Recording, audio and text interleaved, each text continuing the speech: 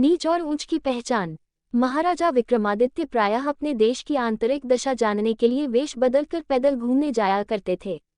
एक दिन घूमते घूमते एक नगर में पहुंचे। वहां का रास्ता उन्हें मालूम ना था। राजा रास्ता पूछने के लिए किसी व्यक्ति की तलाश में आगे बढ़े। आगे उन्हें एक हवलदार सरकारी वर्दी पहने हुए दिखा। राजा ने उसके पास जाकर पूछा, महाशय अमुक स्थान जाने का रास्ता क्या है, कृपया बताए।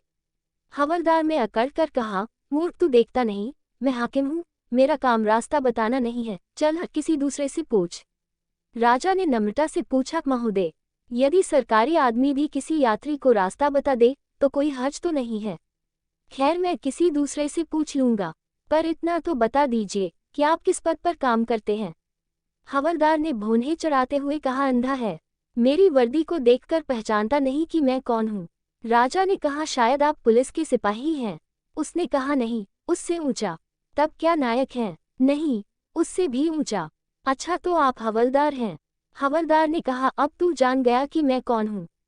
पर ये तो बता, इतनी पूछताछ करने का तेरा क्या मतलब और तू कौन है? राजा ने कहा, मैं भी सरकारी आदमी हूँ। सिपाही की एक कुछ कम हुई। उसने पूछा, क्या तुम नायक हो? राजा ने कहा, नहीं, उससे ऊंचा। तब क्या आप हवलदार हैं? नहीं, उससे भी ऊंचा। तो क्या दरोगा है? उससे भी ऊंचा। हवलदार ने कहा, तो क्या आप कप्तान हैं?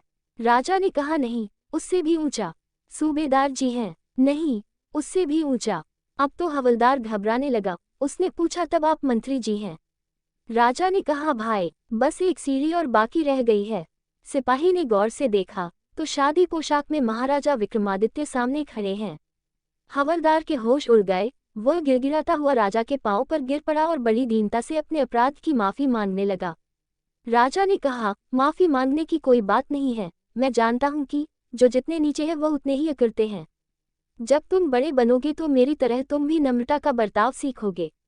जो जितना ही ऊंचा है वह उतना ही सहनशील एवं नम्र होता है, और जो जितना नीचे एवं ओछा होता है वह उतना ही ऐठा रहता है।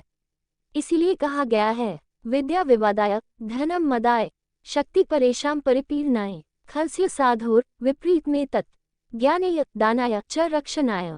अर्थात दुष्ट व्यक्ति के पास विद्या हो तो वह विवाद करता है, धन हो तो घमंड करता है, और यदि शक्ति हो तो दूसरों को परेशान करता है। वही साधु प्रकृति का व्यक्ति विद्या ज्ञान देने में, धन दान देने में और शक्ति दूसरों की रक्षा करने में खर्च करता है।